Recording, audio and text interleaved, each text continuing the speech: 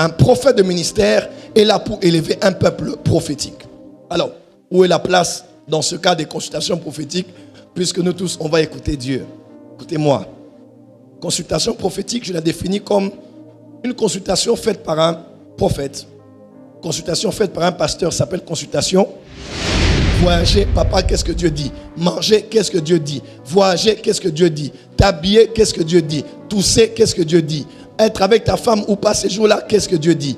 Donc, tout, c'est tout. Et c'est pas comme ça que ça doit marcher.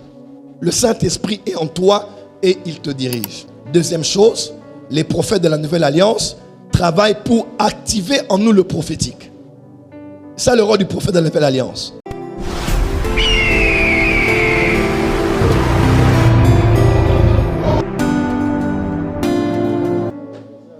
Question. Prophète JFT. Consultation prophétique. Point d'interrogation. Je vais en parler quelques minutes. Alors, autrefois, on consultait les prophètes parce que de manière exclusive, le Saint-Esprit n'habitait uniquement que dans le héros, H-E-R-A-U-T, je crois, dans le porte-parole de Dieu ou d'une divinité. C'est ainsi qu'on consultait le prophète. Selon 1 Samuel chapitre 9, Saül et son serviteur ont décidé, après le conseil du serviteur, d'aller consulter le voyant. On le voyait, on apportait une offrande et il parlait de la part de Dieu. Il annonçait ce que Dieu voulait dire pour donner la direction. Les années s'étaient perdues, ils ne connaissaient plus le chemin. La consultation prophétique était habituelle. Hébreux 1, verset 1, autrefois, Dieu parlait à nos pères par les prophètes. Même Moïse, quand on parle de juger, les gens venaient auprès de lui pour qu'il traite les problèmes.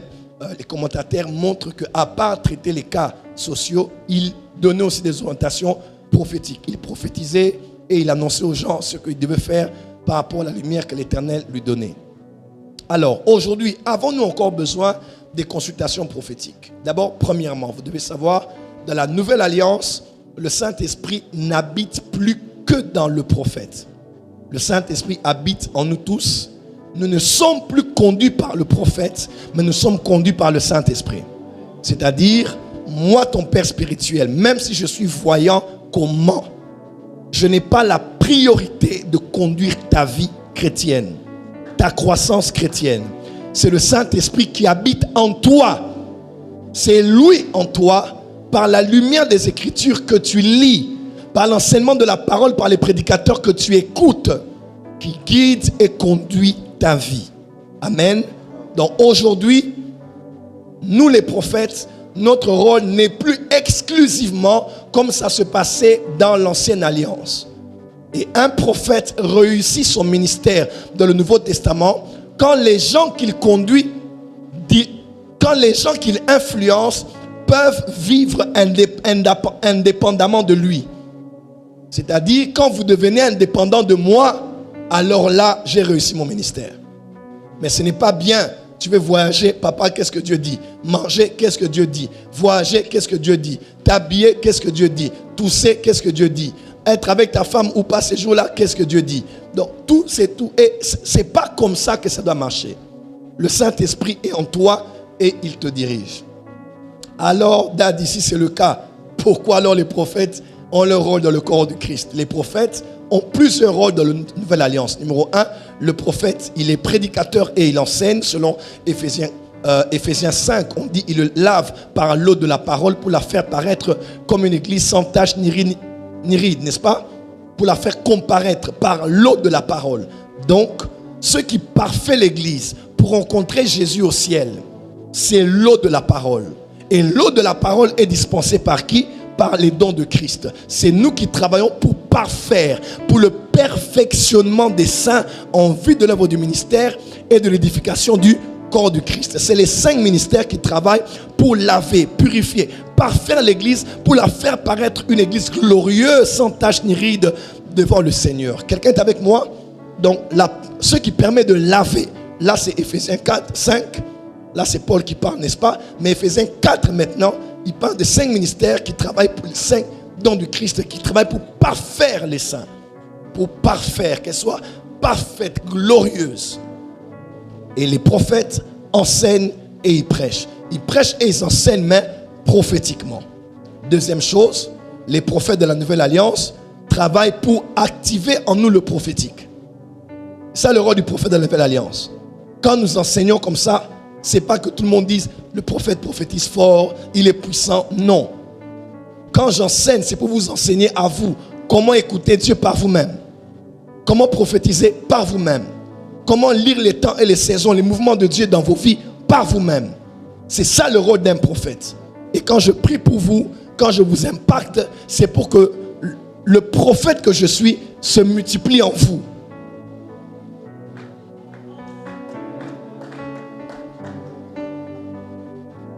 Le professeur de médecine, excusez-moi, le médecin traite des malades, mais le professeur de médecine prépare des futurs médecins. Je peux aller plus loin? Le médecin traite, soigne les malades. C'est tout ce qu'il fait, non? Malade, je te soigne et tu pars. On n'a pas de relation. Après ta maladie, tu n'aides personne après toi. Mais le médecin qui enseigne aux médecins, il les prépare à devenir demain les porteurs de solutions. Celui qui a un don de prophétie, c'est un médecin qui soigne. Parce qu'il ne traite que les cas qui sont là. Mais celui qui est prophète, prophète Kainos, il est professeur de médecine. Donc moi, je viens vous former, vous. Oh, come on. Pour que vous soyez capables, vous aussi, d'écouter Dieu pour vous et pour les autres. Un prophète de ministère est là pour élever un peuple prophétique. Alors, où est la place dans ce cas des consultations prophétiques? Puisque nous tous, on va écouter Dieu. Écoutez-moi. Consultation prophétique, je la définis comme une consultation faite par un prophète. Consultation faite par un pasteur s'appelle consultation. Consultation faite par un prophète s'appelle consultation. Donc on peut être d'accord avec ça. Je peux organiser une consultation prophétique. C'est la consultation durant laquelle je reçois quelqu'un pour lui parler. Je peux conseiller, je peux donner des conseils de sagesse. Je peux entendre Dieu quand Dieu me parle de lui. Si Dieu ne me dit rien, je donne des conseils, je prie avec la personne, je chasse les démons et ainsi de suite. Donc, la consultation prophétique de la Nouvelle Alliance, moi, elle n'est pas biblique, mais je crois qu'elle existe parce que les prophètes existent encore. Et on peut recevoir les gens, mais il arrive des jours, ça dépend de ta dimension prophétique. Il arrive des jours, moi je reçois des gens au bureau, Dieu ne me dit rien. Mais je reçois l'esprit de sagesse, l'esprit d'intelligence, l'esprit de conseil. Et j'oriente des gens par rapport à des conseils. Ils disent, waouh, c'est ce que je voulais entendre. Je n'ai pas eu une vision, je n'ai pas fait brrr, je n'ai pas annoncé un oracle, mais par la sagesse, par l'intelligence, en tant que prophète, j'ai orienté la personne dans les bonnes décisions de sa vie. Alors, est-ce que consultation prophétique de la mesure où on peut venir chez un prophète pour écouter Dieu, ça existe encore? Oui, ça existe encore. Surtout si celui que vous consultez est un prophète voyant. C'est souvent les prophètes voyants qui ont cette aptitude de la rapidité de la communication avec le monde spirituel. Ils peuvent voir des choses vous concernant ou voir les choses par rapport à ce qu'ils décident d'accéder à. Ils peuvent entrer et commencer à voir. Surtout si c'est un prophète voyant, Dieu peut parler au travers de lui. Il arrive aussi des moments où on ne voit rien et un prophète doit avoir la sagesse de dire voilà ce que je vais dire, je sens que tu dois aller dans telle direction ou laisse-moi encore le temps de prier, je verrai qu'est-ce que Dieu me dira par rapport à ta situation. Mais s'élever et attaquer les consultations prophétiques comme certains le font, ce n'est pas sage du tout. Parce que quand les pasteurs reçoivent, on n'en fait pas un problème. Quand les prophètes reçoivent, laissez-nous les recevoir aussi.